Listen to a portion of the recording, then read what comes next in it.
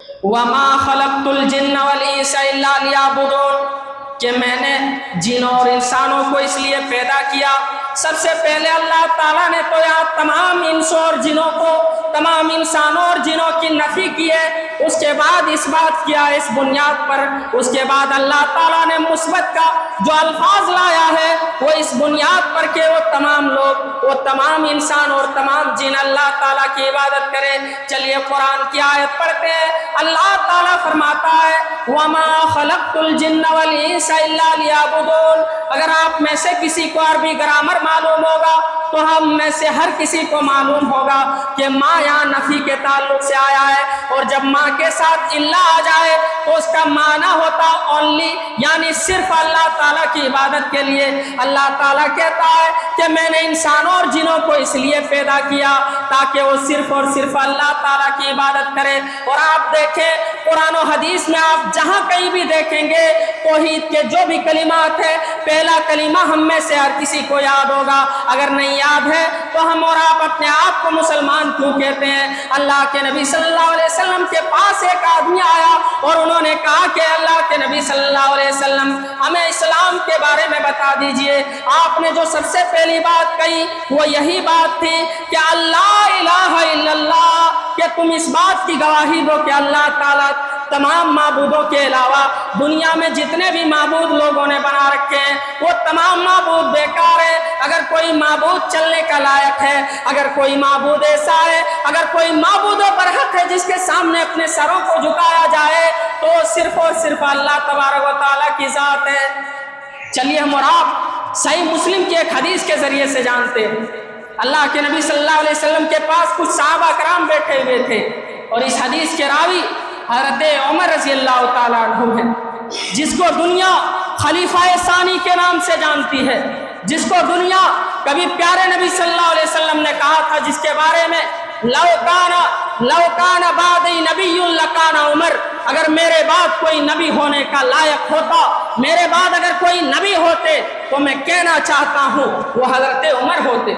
اور حضرت عمر رضی اللہ تعالیٰ عنہ کے خلافت کے بارے میں جب ہم اور آپ پڑھتے ہیں، دنیا ان کے خلافت کے قائل ہیں، جو دنیا ان کے خلافت کے اس بات کے قائل ہیں۔ دنیا جب بھی کہیں عدل و انصاف کی مثال پیش کرتی ہے تو اگر وہاں حضرت عمر رضی اللہ تعالیٰ عنہ کا نام نہ لیا جائے تو ان کی وہ مثال ادھوری رہتی ہے، ان کے وہ عدل و انصاف کے متعلق جو بھی باتیں کی جائے وہ ادھوری رہتی ہے، کیونکہ حضرت عمر رضی اللہ تعالیٰ عنہ کے خلافت کے بارے میں جب ہم اور آپ پڑھیں گے، انہوں نے ایسی خلافت لوگوں کے سامنے کر کے دکھلائی، دنیا اس کے نظیر پیش کرنے سے قاصر ہے۔ میرے پیارے ساتھیوں، حضرت عمر رضی اللہ تعالیٰ عنہ سے اس حدیث کے راوی حضرت عمر رضی اللہ تعالیٰ عنہ کہتے ہیں کہ ہم پیارے نبی صلی اللہ علیہ وسلم کے پاس بیٹھے ہوئے تھے، اچانک سے ایک آدمی آیا، اذ طلع علینا رجل شدید بیاض الثیاب شدید سواد الشعر لا یری علیہ اثر السفر ولا یعرفہ منا احد حتی جلس الی النبی صلی اللہ علیہ وسلم۔ ہم اللہ کے نبی صلی اللہ علیہ وسلم کے پاس بیٹھے ہوئے تھے، اچانک ایک ایسا آدمی آیا جس کے کپڑے اتنے زیادہ سفید تھے کہ اس کے کپڑے پر کوئی چیز نمایاں نظر نہیں آ رہی تھی۔ صحابہ کرام کہتے ہیں لا یری علیہ اثر السفر، ہم میں سے اس آدمی کو کوئی نہیں جانتا تھا۔ ذرا غور کرنے کا مقام ہے کہ اگر کوئی آدمی کہیں دور سے آتا ہے، اور آگے حضرت عمر رضی اللہ تعالیٰ عنہ کہتے ہیں لا یعرفہ منا احد حتی جلس الی النبی صلی اللہ علیہ وسلم، ہم میں سے اسے کوئی نہیں جانتا تھا۔ جب کوئی آدمی کسی کو پہچانتا ہو تو اس کا مطلب ہوتا ہے کہ قریب سے آیا ہو، لیکن ایک ایسا آدمی آیا ہے جو دور سے آیا ہے، جسے ہم میں سے کوئی نہیں جانتا ہے، جس کے کپڑے دیکھ کر ایسا لگتا ہے کہ اس کے کپڑے پر کوئی سفر کے آثار نمایاں نہیں ہو رہے ہیں۔ میرے پیارے ساتھیوں، ہم نے دنیا کے معاملات میں دیکھے ہوں گے کہ کوئی آدمی سفر کر رہا ہے، سفید کپڑا پہن کر کے سفر کر رہا ہے، 1 کلومیٹر جانے کے بعد 2 کلومیٹر جانے کے بعد ان کے کپڑے میلے کچیلے ہو جاتے ہیں،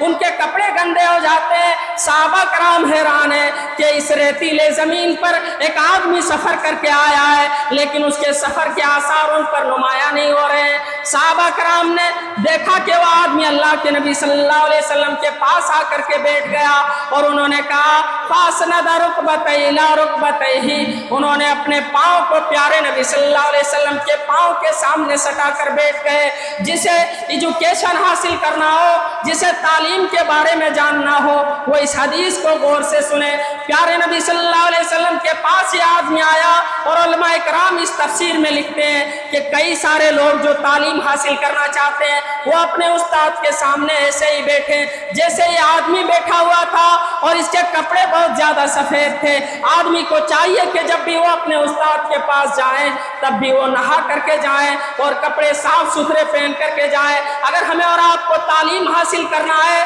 تو یہ حدیث ہمارے سامنے ایک نمونے کی طرح مثال ہے۔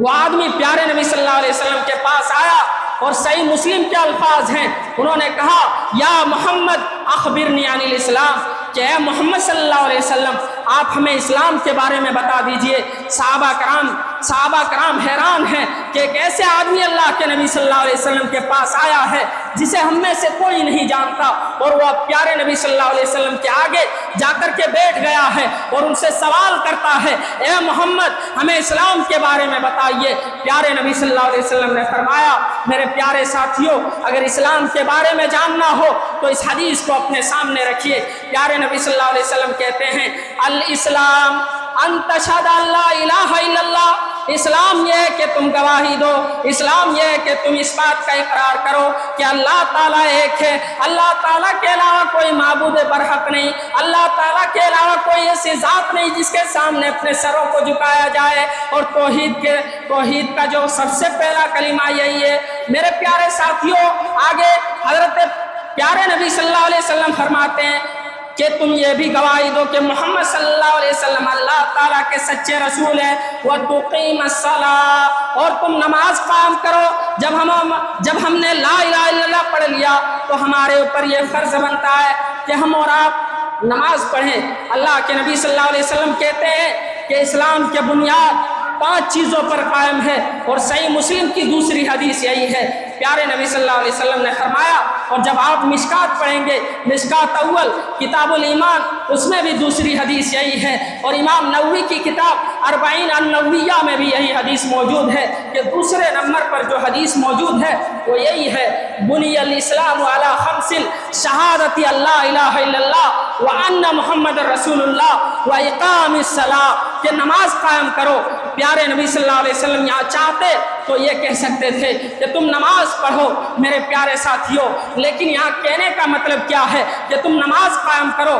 یہاں کہنے کا مطلب یہ ہے کہ جب آدمی نماز قائم کرے گا تو اس آیت کی روشنی میں ان الصلاۃ کانت علی المؤمنین کتابا موقوتا، کہ اللہ تعالیٰ نے مسلمانوں پر، ایمان والوں پر نماز کو فرض کیا ہے اس کے مقررہ وقتوں میں۔ ایسا نہیں چل سکتا، ایسا نہیں ہو سکتا کہ کوئی آدمی فجر کی نماز ظہر میں پڑھے، ظہر عصر مغرب عشاء کی نماز ایک ساتھ پڑھ لے۔ اگر کوئی آدمی ایسا کرتا ہے میرے پیارے ساتھیوں، علماء کے فتاوے ہیں، علماء کے مسائل اور ان کے فتاوے موجود ہیں، یوٹیوب پر دیکھ سکتے ہیں، اور علماء اہل حدیث لکھتے ہیں کہ جو آدمی ایسا کرتا ہے، علامہ ابن باز لکھتے ہیں کہ ایسی چیزیں درست نہیں ہے۔ اور پیارے نبی صلی اللہ علیہ وسلم کا یہاں کہنے کا مطلب یہی ہے کہ اگر تم نماز پڑھو گے تو اس کے مقررہ وقتوں میں پڑھنا پڑے گا۔ اگر تم اپنے آپ کو مسلمان کہتے ہو تو مقررہ وقتوں میں تمہیں نماز بھی پڑھنا پڑے گا۔ میرے پیارے ساتھیوں، آگے پیارے نبی صلی اللہ علیہ وسلم نے فرمایا وَتُؤْتِيَ الزَّكَاةَ، کہ تم جب لا الہ الا اللہ پڑھ لیا، نماز پڑھ لی، تو تمہارے اوپر یہ فرض بنتا ہے کہ تمہارے پاس اتنے مال ہونا چاہیے جس پر زکوٰۃ واجب ہوتی ہے۔ اور ہم میں سے کئی سارے ایسے لوگ ہیں جن کے مالوں پر زکوٰۃ واجب ہو رہی ہے، انہیں نہیں معلوم آخر ہمارے مالوں پر کتنے مالوں پر زکوٰۃ واجب ہوتی ہے، ہمارے پاس کتنے پیسے ہونے چاہیے جس سے زکوٰۃ واجب ہوتی ہے۔ زکوٰۃ واجب ہونے کے لیے 2 شرطیں ہونا ضروری ہے۔ پیارے نبی صلی اللہ علیہ وسلم کی کئی سارے حدیث موجود ہے، اور ہم نے پچھلے سال کتاب الزکوٰۃ میں پڑھی ہے۔ موطا امام مالک کے ایک مایہ ناز کتاب موطا امام مالک انہوں نے لکھے ہیں، کتاب الزکوٰۃ کے اندر کئی سارے حدیثوں کو انہوں نے جمع کیا ہے، اور موطا امام مالک کتاب کی یہ حیثیت ہے کہ کئی ساری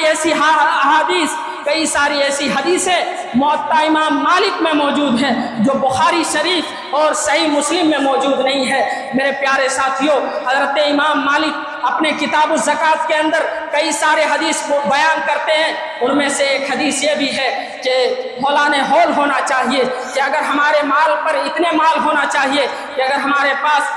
52 تولہ سونا یا اس کے قیمت کے بنیاد پر ہمارے پاس اتنے زیادہ پیسے ہونے چاہیے جس پر 1 سال گزر جائے اور اس 1 سال کے اندر ہمارے پاس اس پر برابر مال موجود ہو، تب ہمارے اوپر زکوٰۃ واجب ہوگی۔ میرے پیارے ساتھیوں، ہمیں اور آپ کو ان تمام چیزوں کو جاننے کی ضرورت ہے اور اپنے مالوں کا تزکیہ کرنے کی ضرورت ہے۔